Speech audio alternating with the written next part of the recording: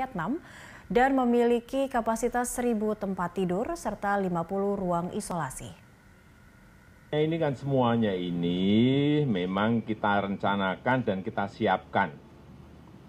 Kita berharap tidak terjadi, tapi paling tidak kita siap.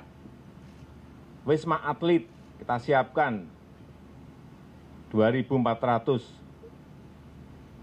bed siap, tetapi alhamdulillah sampai saat ini baru digunakan 400. Di sini juga sama, 360 bed dan untuk isolasi 20 yang ICU, 30 yang non-ICU. Kita harapkan ini nggak dipakai, tapi kita siapkan, kita siap.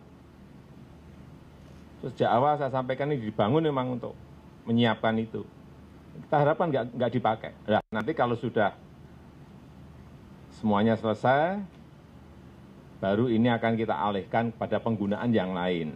Rencananya memang untuk rumah sakit, penyakit-penyakit menular, dan riset.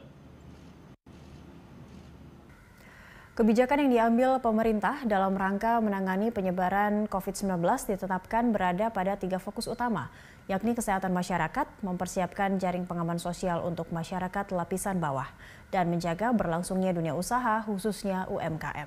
Dan berikut rincian jaring pengaman sosial untuk masyarakat yang disiapkan oleh pemerintah.